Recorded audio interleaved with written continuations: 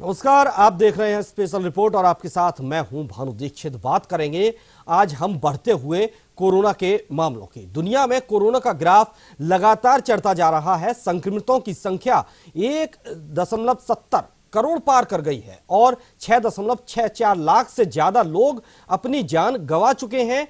तो वहीं अमेरिका में कोरोना मरीजों की संख्या 45 लाख से ज्यादा है। इधर देश में भी कोविड-19 के मामलों की रफ्तार थमने का नाम नहीं ले रही।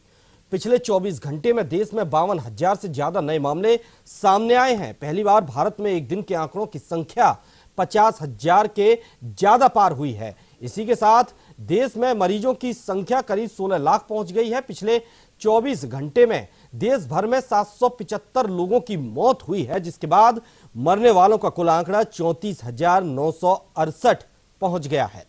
वहीं केंद्रीय गृह मंत्रालय ने अनलॉक 3 के लिए दिशा निर्देश जारी कर दिए हैं। नई गाइडलाइन में रात के दौरान लोगों की आवाजाही पर प्रतिबंध हटा दिया गया है। नए दिशा निर्देश के मुताबिक योग संस्थानों और जिम को 5 अगस्त 2020 से खोलने की अनुमति होगी। हालांकि इस दौरान सरकार की ओर से शारीरिक दूरी समेत अन्य दिशा निर्देशों का सख्ती के साथ पालन करना होगा।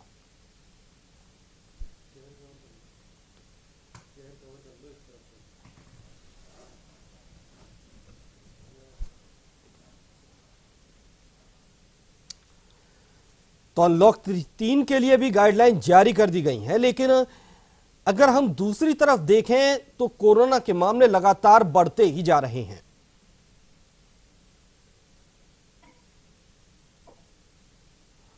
और इस पर हमारे साथ बातचीत करने के लिए जयपुर से हमारे संवाददाता नीरज शर्मा हमारे साथ जुड़े हुए हैं।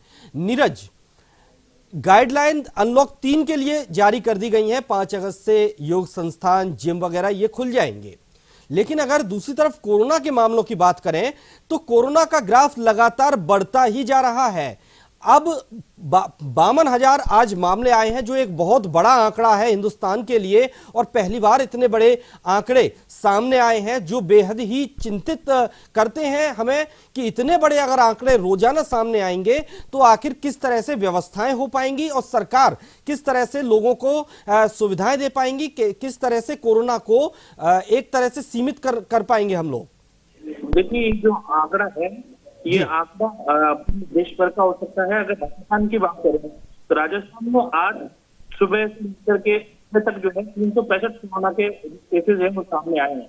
इनमें अजमेर की बात करें, अजमेर में 50 केसेज हैं, अलवर के अंदर 48 केस हैं, बांसवाड़ा में 5 हैं, बारा में 4 हैं, भीलवाड़ा में 21 हैं, बीकानेर में 42 है, चित्तौड़गढ़ में 15 है, इसी तरीके से जयपुर में 42 केसेज हैं, झालावाड़ में 9 केस सामने आए, झुंझुनू में 6 केस, कोटा के अंदर सर्वाधिक आज बात करें तो 108 केस आज सुबह नोट हुए, तो में 5 केसेज हैं, सवाई माधोपुर में 4 है। इसी प्रकार से अलग अलग जिलों का जो आंकड़ा है ये पूरा आंकड़ा है। अब तक अगर हम पूरे प्रदेश की बात करें तो 40,145 केसेज सामने आ चुके, तो ये बड़ा आंकड़ा निश्चित तौर पर है। 40,145 लोग अब तक कोरोना पॉजिटिव जो है वो प्रदेश के अंदर हो चुके हैं। लेकिन अगर एक्टिव केसेस की बात करें तो केवल 11,097 लोग हैं वो एक्टिव केसेस है।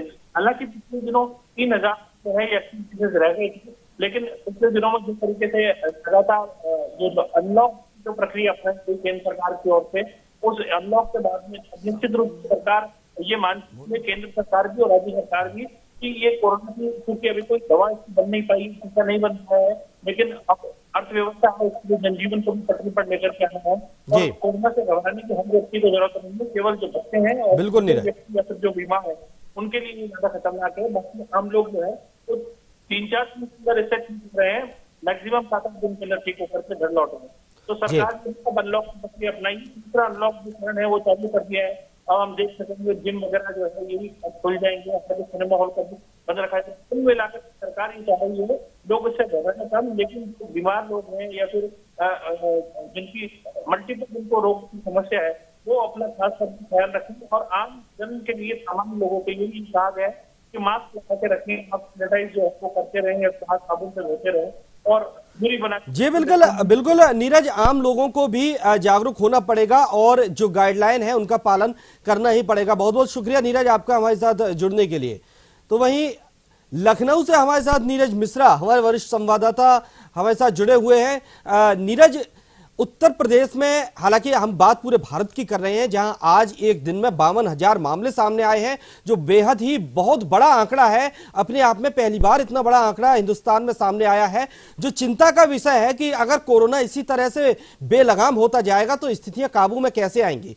तो वहीं अगर उत्तर प्रदेश की बात करें तो उत्तर प्रदेश में स्थितियां तकरीबन कहीं ना कहीं ये बता रही हैं कि अगर अभी आप नहीं सुधरे तो आने वाला वक्त बहुत ही भयावह हो सकता है और स्थिति बेकाबू हो सकती है। हालांकि अभी भी कई शहरों से ये खबरें आ रही हैं कि वहां बेड उपलब्ध नहीं हो पा रहे हैं, वहां लोगों को समस्याएं हो रही हैं और जिस तरह से उत्तर प्रदेश में दिन ब दिन कोरोना के मामले बढ़ रहे हैं वो सरकार के माथे पर शिकन लाने के लिए काफी हैं। देखिए, अगर उत्तर प्रदेश की बात की जाए तो इस समय 77,653 मामले आए हैं कोरोना के, जिसमें 45,000 डिस्चार्ज हो चुके हैं और करीब 29,997 एक्टिव केसेस हैं और अब तक 1,530 लोगों की मौत हो गई। ये पूरे एक आंकड़े हैं जो कि किताब में दर्ज है। लेकिन सबसे बड़ी बात यह है, जो डॉक्टर्स हैं वो बहुत अच्छा काम कर रहे हैं। क्योंकि मैं खुद कोरोना पेशेंट था और मैं खुद भर्ती था हॉस्पिटल में, सरकारी हॉस्पिटल में। मैंने सुविधा देखी, डॉक्टर्स के तरीके देखे बात करने की, जो उनका लहजा होता है मरीजों से वो काफी अच्छा था और इस वजह से तमाम मरीज ठीक हो रहे हैं। क्योंकि सभी जानते हैं कोरोना की कोई दवा नहीं है, सिर्फ आत्मविश्वास और आत्मबल के सहारे ये पूरी लड़ाई लड़ी जा रही है जी। लेकिन सबसे बड़ी बात, जो प्रशासनिक अमला है पूरे उत्तर प्रदेश का, जो जिलाधिकारी हैं, जो सीएमओ हैं, ये कान में तेल डालकर सो रहे हैं। इनके पास आप फोन कर दिए, फोन नहीं उठेगा। अगर कोरोना पेशेंट है, अपने घर में है, लखनऊ की अगर मैं बात आपसे करूं तो कई सिपाही जो कोरोना पेशेंट थे वो 3-3, 5-5 घंटे अपने घर के बाहर इंतजार करते रहे, उनको एम्बुलेंस लेने नहीं आई। तो अब इसमें किसका दोष है? क्योंकि सिर्फ दावे और बातें करने से काम नहीं चलेगा। आपके किताबों में सारे मौसम गुलाबी हो सकते हैं, लेकिन सड़क पे जो कोरोना पेशेंट 5 घंटे इंतजार कर रहा है उसकी हालत क्या होगी? अगर सब कुछ जब देखा सरकार ने कि उसके हाथ से स्थिति निकल गई है, तब होम क्वारंटाइन का एक पूरा नियम कानून बना कि जब ये समझ लिया कि सरकार ने कि हमारे जो अधिकारी हैं वो तो काम नहीं कर पा रहे हैं, अस्पतालों में बेडों की संख्या बढ़ती जा रही है, मरीजों की संख्या बढ़ती जा रही है और बेड कम होते जा रहे हैं, तो उन्होंने होम क्वारंटाइन का वो किया। और होम क्वारंटाइन में भी कोई भी जो भी शख्स होम क्वारंटाइन है उनको क्या देख रेख हो रही है? उनके पास कोई नहीं जा रहा है, लोग घंटों फोन करते रहते हैं। तो तमाम दिक्कतें हैं। प्रशासनिक स्तर पर डॉक्टर निश्चित तौर से बहुत अच्छा काम कर रहे हैं इस समय। वो हम लोग खुद इस चीज के भुक्तभोगी हैं कि जब भी आप प्रशासनिक अमले को फोन मिलाइए, फोन नहीं उठेगा, क्योंकि वो डॉक्टर्स नहीं होते, वो सिर्फ नियम कानून बनाते हैं और सारा दोष डॉक्टरों के ऊपर आ जाता है। जी बिल्कुल। लेकिन नीरज, अब जिस तरह से उत्तर प्रदेश में खुद सांसद विधायक सरकार के खिलाफ आवाज उठाने लगे हैं, खुद वो ये कहने लगे हैं कि भैया वेंटिलेटर कहां गए? हमने 25 लाख रुपए सांसद निधि से दिए थे, अगर वो वेंटिलेटर आप नहीं ला पा रहे हैं तो कम से कम हमारे पैसे लौटा दीजिए। ये एक बड़ा सवाल है वहां की सरकार पर, वहां के प्रशासन पर, कि अगर इस तरह से अब सांसद और विधायक की खुद आवाज उठाने लगेंगे तो फिर वो व्यवस्थाओं की धज्जियां तो अपने आप उड़ने लगेंगी। बिल्कुल, देखिए, मैंने वही बात कही कि जो प्रशासनिक अमला है वो बिल्कुल काम नहीं करना चाहता, वो बिल्कुल मजे से बैठा रहना चाहता है। सारा प्रशासनिक अमला अपने आप अपने घर में होम क्वारंटीन है। यहाँ तक कि उत्तर प्रदेश सरकार के कई मंत्री और उनके परिवार के लोगों को कोरोना हो रहा है, तो ये आम लोगों को कोरोना क्या रोक पाएंगे? सबसे बड़ा सवाल ये है। और इसीलिए सांसद और विधायक आवाज उठा रहे हैं कि आखिर उनके क्षेत्र में उनको फिर से जाना है, 2022 में उनको चुनाव लड़ना है, बिल्कुल दिखाना है। नीरज, आपको रोकेंगे। हमारे उत्तर प्रदेश उत्तराखंड के हमारे रेजिडेंट एडिटर गौरव गुप्ता हमारे साथ जुड़े हुए हैं। गौरव जी, 52,000 से ज्यादा आंकड़े एक दिन में कोरोना के आ जाना बेहद चिंता का विषय है। ऐसे में 5 अगस्त को राम जन्मभूमि का शिलान्यास भी वहां होना है, वहां भूमि पूजन होना है और भूमि पूजन से पहले ही एक बड़ी खबर आती है कि मंदिर के पुजारी और सुरक्षा में लगे 16 कर्मचारी कोरोना पॉजिटिव हो गए हैं। 200 लोगों की तकरीबन लिस्ट है जो मेहमान हैं वहां पहुंचेंगे, 200 लोग। अगर ऐसे में इससे पहले राम जन्मभूमि इलाके में कोरोना फैल जाता है तो क्या पूजन और ये पूजन करवाना चाहिए? क्या व्यवस्थाएं इतने दिन में वहां पर कंट्रोल हो पाएंगी? और क्या जो मेहमान वहां आएंगे, भीड़ वहां पहुंचेगी, लोग वहां पहुंचेगी, तो क्या कोरोना वहां नहीं फैलेगा? जबकि देश में 52,000 मामले एक दिन में आ रहे हैं। देखिए, बहुत स्पष्ट है इस पूरे घटनाक्रम में कि कोविड-19 की जो रूलिंग है, जो भारत सरकार ने यहाँ पर भानु जो रूलिंग बनाई है, उसमें बिल्कुल साफ है कि अगर कहीं से कोरोना संक्रमण के पॉजिटिव मामले आते हैं और उनकी संख्या में इजाफा होता है, तो उस एरिया को तत्काल सील किया जाता है। सील करने के बाद सैनिटाइज करने की प्रक्रिया है। जी। इसके अलावा अगर लगातार वहाँ मामले आते रहते हैं तो उसको बफर जोन और कंटेनमेंट जोन बनाया जाता है। जी। मौजूदा समय में जिस तरह से बड़ा वीआईपी मूवमेंट है और जिस तरह से अयोध्या और राम मंदिर के भूमि पूजन का कई सदियों के बाद ये स्थिति आने को आई है, ऐसे में कोविड-19 की जो रूलिंग है वो पूरी तरीके से आपकी जो आशंका है बिल्कुल सही है, वो आड़े आएगी, क्योंकि प्रोटोकॉल कोई भी नहीं तोड़ सकता। अभी हाल ही में हमारे प्रधानमंत्री नरेंद्र मोदी ने एक संबोधन दिया था और उस संबोधन में भानु आपको याद होगा उन्होंने कहा था, एक देश के प्रधानमंत्री का उदाहरण दिया था उन्होंने कि उनको भी जो है वो जुर्माना भुगतना पड़ा मास्क ना लगाने का। जी जी। तो मौजूदा समय में अब जो स्थिति अयोध्या में जिस तरीके का आप सवाल कर रहे हैं कि अगर वहां पर मंदिर प्रशासन के इर्द गिर्द लोग अगर कोरोना संक्रमित पाए गए हैं तो जो भारत सरकार की गाइडलाइन है उसी के तहत चीजें बढ़ेंगी। ये बिल्कुल सही है कि जिस तरह का मुहूर्त निकाला गया है उस मुहूर्त में काम होना है। तो मौजूदा समय में वहां के लोकल प्रशासन के साथ और उत्तर प्रदेश प्रशासन के साथ और जो मंदिर की पूजा व्यवस्था है उसके साथ एक कोऑर्डिनेशन मीटिंग होगी और उसके बाद तय होगा कि 5 अगस्त को किस तरह से पूजा और दूसरी चीजें होंगी। बहरहाल भानु अगर बात करें लॉकडाउन अनलॉक 3 की, तो मौजूदा समय में अब सरकार ने भी ये मान लिया है और अब मैं जिस तरह का घटनाक्रम उत्तर प्रदेश और उत्तराखंड में देख रहा हूँ, अब ये इम्यूनिटी के साथ और लगभग ये जैसे तमाम बीमारियों में जब आपके बस में चीजें नहीं रह जाती हैं और सावधानी पर रहती हैं, तो अब देश के देशवासियों के हवाले कोरोना कर दिया गया है कि अगर आप संक्रमित होते हैं तो आपको पेड क्वारंटाइन होना पड़ेगा। आपने अभी हाल ही में उत्तर प्रदेश में भानु एक सूची देखी जो धनाढ़ लोगों की सूची बनाई गई।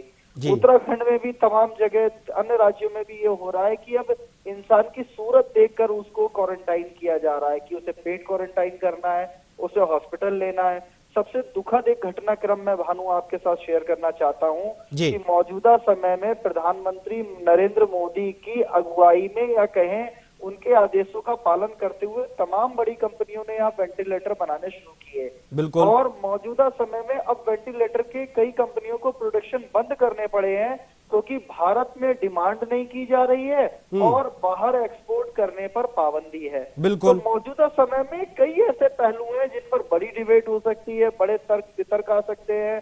और अगर उत्तराखंड की अगर बात करें तो यहाँ सत्ता काबिज पार्टी के चाहे वो प्रदेश अध्यक्ष हो, कई ऐसे पदाधिकारी हैं जो पूरी तरह से कोविड-19 के नियमों का उल्लंघन करते हैं।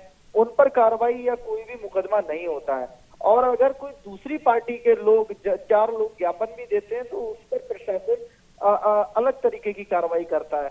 तो ये जो पक्षपात की चीजें देखी जा रही है, अभी मेरे जैसे लखनऊ के सहयोगी बता रहे थे वो चूंकि खुद इस बीमारी से जूझकर बाहर आए हैं और यथास्थिति को बहुत अच्छे से जानते हैं मानो।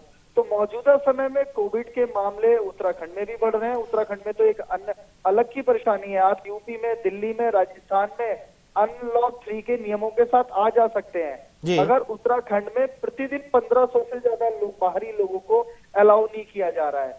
रक्षाबंधन का त्योहार नजदीक है भानु और 7 अगस्त तक के लिए वेबसाइट को रोक दिया गया है। तो बड़ी उलझने, बड़ी परेशानियां हैं और एक के बाद एक बड़ी समस्याएं यहाँ खड़ी होती जा रही है। जी बात जी बिल्कुल बिल्कुल। गौरव, हमारे साथ डॉक्टर वीएन त्रिपाठी जी भी जुड़ गए हैं, पूर्व डीजी हैं चिकित्सा शिक्षा यूपी से। डॉक्टर वीएन त्रिपाठी जी, आपका बहुत बहुत स्वागत न्यूज इंडिया पर। नमस्कार जी। Doctor VN Tripathi ji, unlock 1 हुआ, अनलॉक हमने 1 जैसे ही आया कोरोना की रफ्तार बढ़ने लगी, मामले 25,000 तक आने लगे। एक दिन में 20,000 से लेकर 25,000 तक मामले को अनलॉक 1 में देखे गए।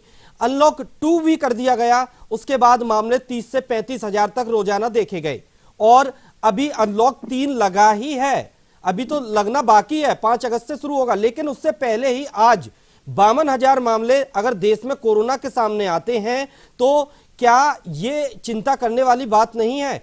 क्या हमें अब कोरोना के प्रति इसी तरह से लापरवाह हो जाना चाहिए? क्योंकि सरकारें कह चुकी हैं कि हमें कोरोना के साथ जीना होगा।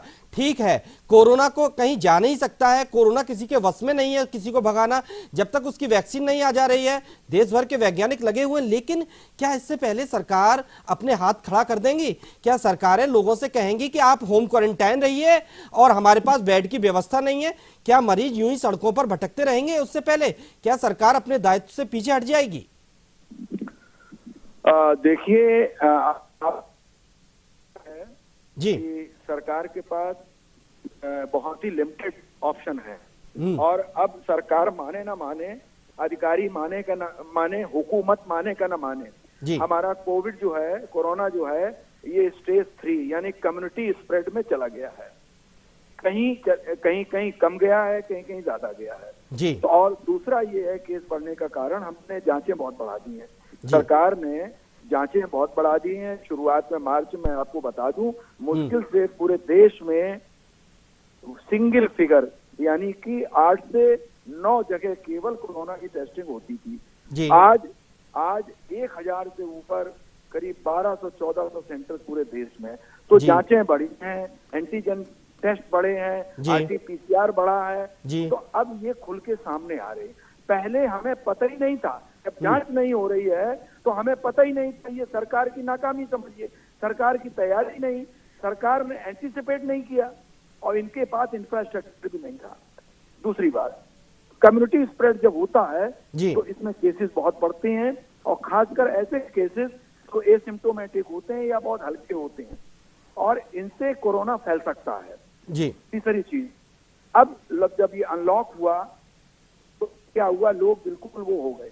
मैं आपको बता दूं, भीड़ जुटने लगी, सोशल डिस्टेंसिंग, फिजिकल डिस्टेंसिंग ये भी बिल्कुल हल्के में लेने लगे और जितना शैक्षिक और आर्थिक रूप से कमजोर व्यक्ति है जी। उतना ही ज्यादा लापरवाह है। क्षमा चाहता हूँ, यूज कर रहा हूँ, जी। जितना अशिक्षित है या कम शिक्षित है, गरीब है और अंडर प्रिविलेज्ड है, इन्होंने ज्यादा लापरवाही करी। जी, क्योंकि वीरेंद्र त्रिपाठी जी, उसके सामने भी तो मजबूरी है ना, उसे 2 वक्त की रोटी जुटानी है। वो जब तक वो स्वस्थ है उसको लगता है कि वो अपना काम कर सकता है। ये तो बाद में पता चलता है कि भाई आप कोरोना ग्रसित हो चुके हैं, तब उसको लगता है कि हाँ मैंने कहीं ना कहीं लापरवाही की होगी। लेकिन एक गरीब को सुबह निकलता है तो शाम को उसे रोटी की व्यवस्था करनी होती है, तो वो वहां पर सोशल डिस्टेंसिंग देके, गाइडलाइन देके या अपना पेट भरने की व्यवस्था देखे। हम केवल फेस कवर की बात कर रहे हैं जी। अंगोछा, मास्क, रूमाल, वो नाक और मुंह कवर करें, अपने हाथ धोते रहें, केवल 2 काम करें, अपना काम करें। बस ये मैं फिर कह रहा हूँ, गरीब भी ये कर सकता है लेकिन वो डरता नहीं है। हमने देखा, मुझे नहीं होगा ये जो है मैं बताऊं भाई साहब, जो आजकल ये है ना कि मुझे नहीं होगा जी। तो मुझे नहीं हुआ, जब अमिताभ बच्चन जी को हो गया, जी। उनके बेटे को हो गया, जी। अबे हमारे मध्य प्रदेश के वो मुख्यमंत्री जी उनको हो गया, जी। कई मंत्रियों का, मेरे यहाँ कई मंत्री, हमारे स्वास्थ्य मंत्री उत्तर प्रदेश के जी, उनको जी, हो बिल्कुल। गया। तो ये जो धारणा है कि मुझे नहीं होगा, ये कतई छोड़ दे। जी। डॉक्टर वीरेंद्र त्रिपाठी जी, यहाँ एक अहम सवाल अब ये बनता है कि राम मंदिर का भूमि पूजन होने वाला है, लेकिन भूमि पूजन से पहले खबर ये आ रही है कि राम मंदिर के पुजारी और वहां सुरक्षा में लगे 16 गार्ड कोरोना पॉजिटिव पाए गए हैं। तो क्या ऐसे में भूमि पूजन करवाना सही रहेगा? क्योंकि बहुत बड़ा वीआईपी मूवमेंट यहां पर होगा, कुछ प्रधानमंत्री होंगे, मुख्यमंत्री होंगे, मंत्री होंगे, तमाम लोग वहां होंगे। इसमें भी चूंकि ये अपरिहार्य है, ऐसा सरकार और जनता चाहती, मैं तो ये कहूंगा बहुसंख्यक जनता देश की, प्रदेश की चाहती है, तो इसमें फिर कहूंगा कि सोशल डिस्टेंसिंग, मास्क का प्रयोग वो तो करना ही करना है और इसमें भीड़ कम से कम हो, ये मेरा as a doctor, as a चिकित्सक ये सलाह है जी। और फिर वही बात करें कि कोरोना से हमें भावनात्मक नहीं लड़ना है, हमें फैक्चुअल स्थिति लड़ना है कि ये बीमारी है, किसी को हो सकती है, कहीं भी हो सकती है, गरीब अमीर का भेद नहीं है और जो भी लापरवाही करेगा उसको ही हो सकती है। क्योंकि ये एक राजनीतिक और सामाजिक जो है हमारे रामलला मंदिर का मुद्दा है, इस पर मैं कुछ नहीं कहूंगा, लेकिन मेरा ये मानना है कि चाहे कितना बड़ा सामाजिक या राजनीतिक या हमारे रामलला मंदिर की जो शिलान्यास का वो है, भूमि पूजन का है, जी। वो करें। जी बिल्कुल बिल्कुल, रुकना चाहेंगे डॉक्टर Pandemic से- वीरेंद्र त्रिपाठी जी। मैं आपको यहाँ रोकना चाहूंगा, हमारे साथ डॉक्टर अजीत सिंह जी भी जुड़ गए हैं, जो अतिरिक्त अधीक्षक हैं एसएमएस हॉस्पिटल। जी डॉक्टर अजीत सिंह जी, बहुत बहुत स्वागत आपका न्यूज इंडिया पर। नमस्कार सर, नमस्कार जी डॉक्टर अजीत सिंह जी, एक एक दिन में अब कोरोना के मामले 52 हजार से ज्यादा सामने आ रहे हैं। क्या कारण आप इसका मानते हैं कि टेस्टिंग बढ़ी है देश में इसलिए ये आंकड़ा बढ़कर सामने आ रहा है, या अनलॉक 1, 2, 3 शुरू हो गया है उसके चलते ये आंकड़ा बढ़ा है? डेफिनेटली मैं ये कहना चाहूंगा, कोरोना एक ऐसी बीमारी है जो कि कॉन्टेजियस डिजीज की कैटेगरी में आती है, जी जो कि हम शुरू से ही इस बात पर जोर देते आ रहे हैं कि हमें इसके अंदर सोशल डिस्टेंसिंग मेंटेन करनी है, मास्क लगाना है, हैंड सैनिटाइजेशन करना है। जी ये 3 बेसिक कंसेप्ट है इस डिजीज को कंट्रोल करने के लिए। अब आप देखेंगे कि जब हमने लॉकडाउन पूरे देश में किया, केंद्र सरकार ने अपनी गाइडलाइन जारी करी, राज्य सरकार ने वो गाइडलाइन जारी करी, और जब हम लॉकडाउन पीरियड को और अनलॉक पीरियड के साथ कंपेयर करते हैं, तो जैसे जैसे पब्लिक का मूवमेंट हुआ है, डेफिनेटली ये डिजीज के केसेस बढ़े। जी तो हर बार जब हमने लॉकडाउन के बाद अनलॉक 1, अनलॉक 2, अनलॉक 3 के अंदर जो हमारी आईसीएमआर की गाइडलाइन है डिजीज प्रिवेंशन की, वो हर बार चेंज हुई है। जी क्योंकि जो चीज जिस पे हम जोर देना चाह रहे हैं कि सोशल डिस्टेंसिंग, मास्किंग और सैनिटाइजेशन, जैसे जैसे पब्लिक का मूवमेंट बढ़ा है, इनकी कहीं न कहीं ये अवेयरनेस की कमी आई है, लोगों के बीच में लापरवाही काफी ज्यादा देखने को मिली। जी हमने हमारे मॉल्स की गाइडलाइन बना दी, हमने हमारे स्कूलों की गाइडलाइन बना दी, हमने हमारे जो सोशल फंक्शंस हैं उनकी गाइडलाइन बना दी। जी लेकिन आपको ऐसे कई एग्जाम्पल्स मिल जाएंगे जिसमें कि चाहे वो प्राइवेट सेक्टर हो चाहे गवर्नमेंट सेक्टर हो, जी इन गाइडलाइन की कहीं न कहीं धज्जियां उड़ती हुई हम देख रहे हैं। जी तो सबसे इसमें मेडिकल डिपार्टमेंट अपना पूरा अथक प्रयास कर रहा है। जी टेस्टिंग की फैसिलिटी की हम बात करते हैं तो टेस्टिंग की कोई कमी नहीं है। गवर्नमेंट ने हर पॉलिसी को फॉलो किया है, मिनिस्ट्री ऑफ हेल्थ की, जिसके अंदर नंबर ऑफ टेस्ट भी बढ़ाए हैं, जी डॉक्टर्स के साथ मैन पावर भी बढ़ी है, जी टेक्नीशियंस बढ़े हैं, पैरामेडिकल स्टाफ बढ़े हैं। लेकिन इस डिजीज में 85% केसेज ऐसे हैं जो एसिम्टोमेटिक है। तो जहां पर एसिम्टोमेटिक केसेज 85% है, जी। डेफिनेटली उस बीमारी का 85% पब्लिक के अंदर जो शुरू में डर था, जी वो आज की तारीख में नहीं है। यानी कि कोरोना है, पब्लिक ठीक है, हो जाएगा। जितनी जागरूक होनी चाहिए अब उतनी जागरूक नहीं रही, बल्कि और लापरवाह हो गई है, और उसका नतीजा ये निकल कर आ रहा है कि जो कोरोना के आंकड़े हैं वो बढ़ रहे हैं। वो बढ़ रहे हैं। यानी कि पब्लिक को तो बहुत कोशिश कर ली सर, सरकार ने भी तमाम तरह के अभियान शुरू किए, तमाम तरह के एडवर्टीजमेंट दिए जाते हैं, तमाम तरह की बातें लोगों से कही जाती है कि आप मास्क पहनिए, हर घंटे आप हर थोड़ी थोड़ी देर बाद सैनिटाइज करते रहिए, हाथों को धोते रहिए, दूरियां बना के रखिए। लेकिन जब लोग लापरवाह हो रहे हैं, लोग सुन नहीं रहे, समझ नहीं पा रहे, तो फिर कौन इनको समझाएगा और कैसे ये समझ पाएंगे? आखिर फिर कैसे कोरोना को हम हरा पाएंगे? बिल्कुल सर, जनहित के अंदर केंद्र सरकार हो चाहे राज्य सरकार हो, हर अपनी पॉलिसी बना के काम कर रही है। लेकिन जिसके लिए पॉलिसी बन रही है उसको जागरूक होना बहुत जरूरी है। हमारे एक एक नागरिक को जागरूक होना पड़ेगा, एक एक समुदाय के लोगों को जागरूक होना पड़ेगा। जब हम सब जागरूक होकर इसके अभियान में जुड़ेंगे तो ही इसका नंबर कंट्रोल कर पाएंगे। अदरवाइज अभी आप देखेंगे डे बाय डे, आज 50 से कल 60,000 की संख्या आएगी, ऐसे की ऐसे धीरे धीरे हमारी मोर्टिलिटी का फिगर बढ़ जाएगा। तो इसके ऊपर सोचने की जरूरत है। हम सबको मिलकर सामाजिक स्तर पर, राजनीतिक स्तर पर, और हम जो हमारे चिकित्सा विभाग है वो जिस ढंग से काम कर रहा है उसको हम कैसे सहयोग कर सकते हैं, इस पर ध्यान देने की आवश्यकता है। जी जी, बहुत बहुत शुक्रिया डॉक्टर अजीत सिंह, आपका हमारे साथ जुड़ने के लिए, हमारे साथ प्रोग्राम में आने के लिए बहुत बहुत शुक्रिया। तो वही हमारे साथ शेखर आनंद त्रिवेदी जी, हमारे विशेष संवाददाता, हमारे साथ जुड़े हुए हैं। शेखर, एक दिन में 52,000 का आंकड़ा पार कर गया है कोरोना आज, यानी कि बेहद चिंता का विषय है। डॉक्टर्स कहते हैं कि कहीं ना कहीं टेस्टिंग बढ़ी है, इसलिए ये नंबर अब निकलकर सामने आ रहे हैं। कुछ का कहना है कि लोग भी लापरवाह हो गए हैं, इसलिए कोरोना बढ़ रहा है। लेकिन भले ही कैसे भी कोरोना बढ़ रहा है, ये बेहद चिंता का विषय है, देश के लिए भी, लोगों के लिए भी। आखिर इसकी रोकथाम का इलाज क्या है, क्योंकि अब व्यवस्थाएं भी डगमगाने लगी हैं। देखिए मनु, ऐसा है कि कोरोना का कोई इलाज तो अभी तक ऐसा पुख्ता सामने आया नहीं है, और कोरोना भारत में नहीं, दुनिया की ये सबसे बड़ी महामारी के रूप में इस समय इसको देखा जा रहा है। अमेरिका, फ्रांस, इटली, बड़े बड़े देश तबाह हो गए। अब सवाल यह है कि भारत में इसमें इस कोरोना को लेकर के जो स्थिति बन रही है उस पर काबू कैसे पाया जाए। 125 करोड़ के इस हिंदुस्तान में सबसे पहली जिम्मेदारी जो है वो आज की तारीख में, मैं हमेशा से नहीं कह रहा हूँ, आज की तारीख में आम जनता की ही है।